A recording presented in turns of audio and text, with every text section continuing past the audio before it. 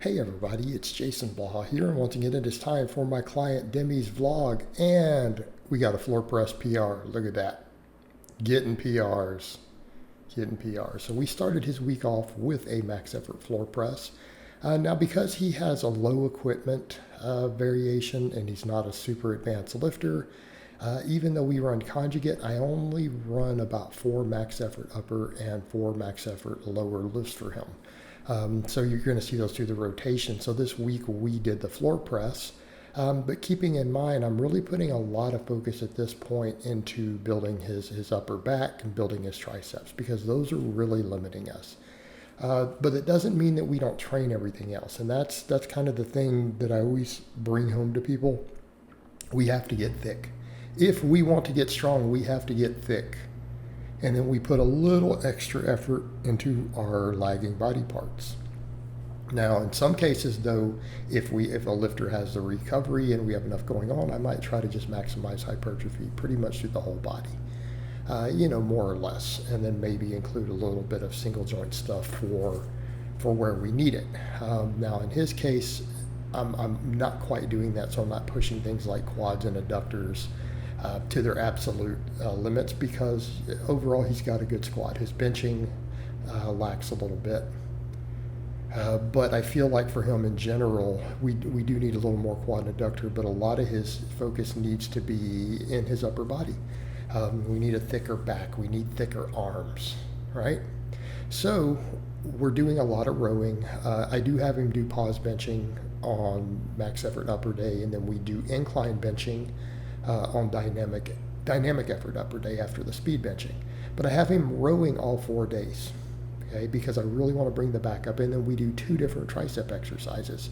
So in his case, now that I've spent a little time building his tendons up, we do skull crushers, which you guys see him doing there with an easy bar on both of the upper days.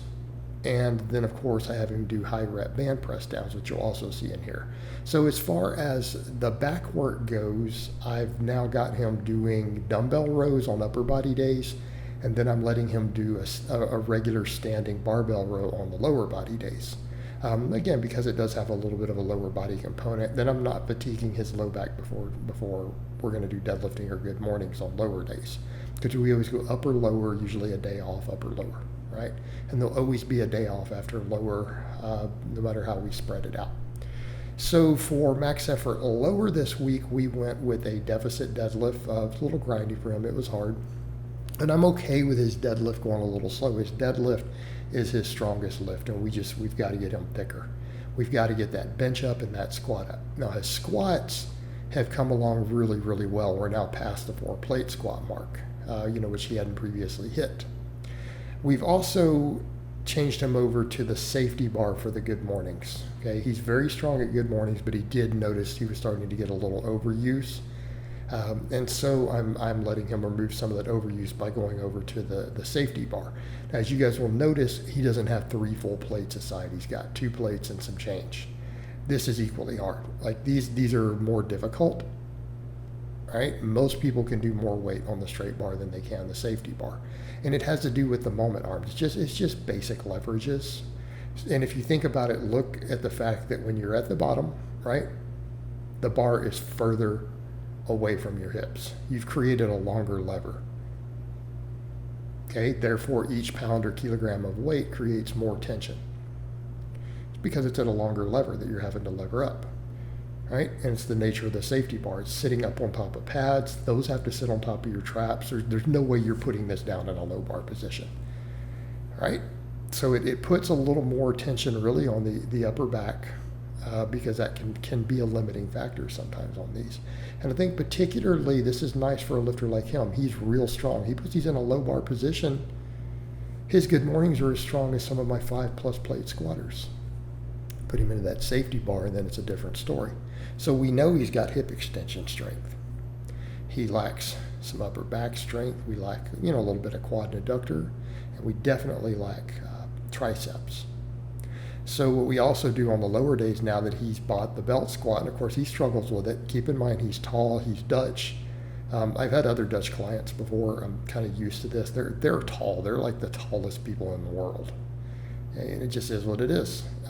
So sometimes these pieces of equipment are like toys to them, you know. The average guy in that country is over 6 foot tall. So, you know, what do you do, right? What do you do? The world we live in, right? So you can tell he struggles a little bit with the biomechanics on this, but we're still getting it done. He's getting in. We're making it happen. So he's doing good mornings, belt squats, and reverse hypers. And this is what we use to build his lower body. That's what we use to build his lower body. Keeping in mind the speed work contributes a little bit too. But you know, we're doing a lot of work. He's doing a lot of work, and these are all for higher reps, 10 plus reps. You've got to get your lifters thick. You've got to base build. And if we don't base build early on, it really starts to become problematic when your lifters get really advanced. And coaches know what I'm talking about. I've dealt with it with some of my current lifters. That if they haven't built up the work capacity to do that, they focus purely on neural drive. And then when you try to get them bigger, when their strength starts to drop a little because they're using recovery up on the hypertrophy work, they panic, they freak out, right? So I always tell people it's better to, once your people are intermediate, you really need to have to focus on getting them as thick as possible. You've got to put the size on them. You've got to build that work capacity. Because if you don't, the injuries start mounting up. They start getting emotionally connected to everything needing to be heavy all the time. And I've ran into problems with this, you know, with some of my lifters, and it's very, very hard after that to get them to do the rep work you need them to do. Some of my clients out there who listen and hear this, they know exactly what I'm talking about. I've gone through this with some of them. So in his case, we're going to do this before he becomes an advanced powerlifter. We're going to build this base, get him thick, get his work capacity up, right? And then we'll use the max effort and the speed work to build his maxes. But we've got a base building. We've got to get him thicker. Look how tall he is and how much frame he has to fill out. Right? His frame can support so much more muscle. He can support a lot more muscle. Right? Look at the other guy standing there spotting. Look at some of the guys in that gym. Look how thick a lot of them are. They're big, tall people. And then you get them in a gym, and it's like they have a lot of frame to fill out. He's no different. I'm going to need to put another 10 kilograms on him of lean tissue over time. This is what it is. There he's doing some dumbbell extensions. They're a little easier on the elbows, letting him work some of those in from time to time.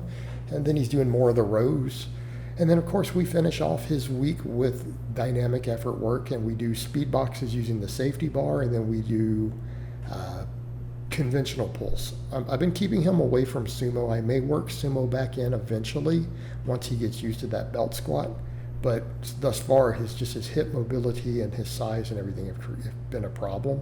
So I'm keeping him with conventional even for the dynamic effort work. That is subject to change, of course. And you guys will see the dynamic stuff coming up here at the end. So I hope it's been informative, and I will talk to you guys next time.